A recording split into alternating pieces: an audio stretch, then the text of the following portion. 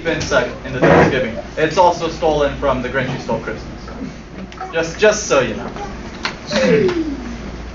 Every student at PIU liked Thanksgiving a lot, but the Grump, who lived just north of PIU, did not.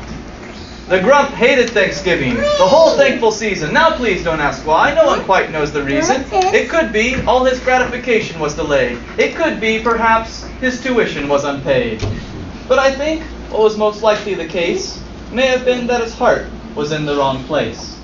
But whatever the reason, his heart or tuition, discontent, not joy, had come to fruition. Staring out at the gray haze of his worldview of gloom, he made plans to bring PIU's Thanksgiving to doom. They're looking for turkeys, he snarled with a sneer. That's today, is Thanksgiving, it's practically here. Then he humped with his Grump fingers nervously drumming, I must find some way to stop Thanksgiving from coming. For Thursday, he knew, every PIU student would rise from their bed on an hour that's prudent, and then they would sing, they'd sing, and he hated this thing that they'd sing. Then the PIUers, young and old, would sit down for a feast, and they'd feast, and they'd feast, and they'd feast. They'd feast on red jello with stuffing and jam. They'd feast on cranberry sauce shaped like a can. They'd carve up a turkey, and this they would share, and that was something for which the Grump did not care.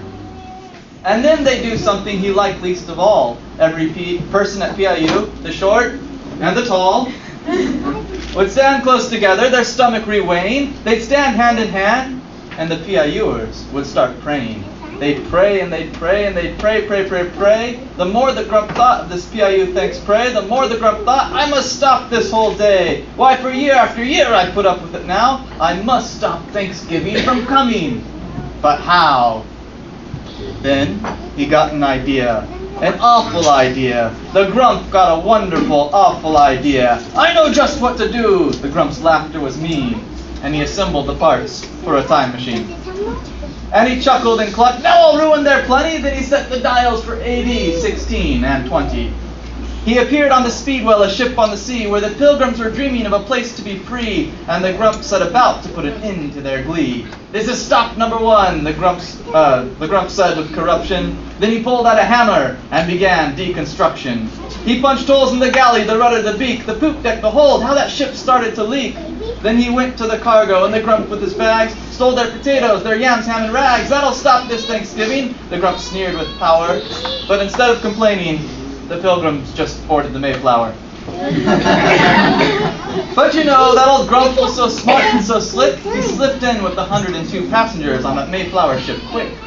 And the Grump aboard the ship started causing dissension among the sailors, the craftsmen, and even the pilgrims. The pilgrims he called those glib, glabbity puke stockings, and the sailors would join in various mockings. The pilgrims would blush, and cover the children's ears, yet the sailors admitted the pilgrims had no fear. So the Grump with his sack stole all the ship's snacks, leaving them nothing to eat but salt horse and hardtack. Then came the storms, and the Grump was delighted, but somehow on November the 9th, land was sighted. The Grump stomped and cursed, this is exceedingly odd. Then the group sailed to Plymouth, away from Cape Cod. So the Grump went to work when they all went ashore, hiding corn, spreading sickness, gloom, pain, and more. And the last thing he took, as winter came fast, yes, the old Grump himself stole the Pilgrim's Christmas. Which is true, they did not have Christmas. It was 1621. The Pilgrim's provisions lean. With nothing to eat, the Grump had finished his scheme. He cackled in his time machine, to the future pronto! Of course, he'd forgotten about the coming of Squanto. Then he did the same thing, right here and today. The Grump stole all our things for our thanks holiday. He set about to steal joy and cast gloom, for now he was sure Thanksgiving was doomed. He took the red jello, the stuffing, the yams. He took the cranberry sauce shaped as a can. He took the potatoes, the turkey, the gravy, the green beans, the pie, and the PIU wave. He took all the bread that had come from the baker, and in their place, he left us more homework from Sarah Brubaker. All the way down to the Marianas Trench, he rode with his load to drop it down with a winch. Pooh-pooh to the PIUs, he was grumpily humming. They're finding out now, no Thanksgiving is coming. They're just waking up. I know just what they'll do. Their mouths will hang open a minute or two. Then the students at PIU will all cry, boo-hoo. That's a noise, grinned the Grump, that I simply must hear. So he paused, and the Grump put his hand to his ear. And he did hear a sound coming from the classroom. It started off soft. Then it started to boom. But the sound wasn't sad. Why, this was the sound of Thanksgiving. Not the sound of the depressed, but the sound of the living. He stared down at PIU. The Grump popped his eyes. Then he shook. What he saw was a shocking surprise. Every student at PIU, the faculty, the staff, was praying, even on each other's behalf. He hadn't stopped Thanksgiving from coming. It came. Somehow or other, it came just the same. And the Grump, with his grumpy feet wet in the sea, stood puzzling and puzzling. How could this be? It came without turkey.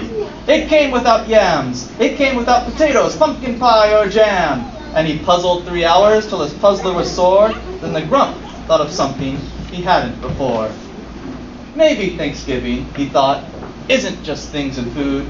Maybe Thanksgiving, perhaps, springs from a deeper good.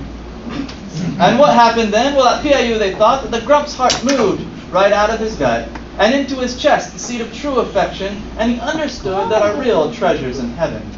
And the minute his heart was in the right place, he whizzed with his load through time and through space, and he brought the plates and the food and the drinks. And he himself, the Grump, closed us with thanks. See ya.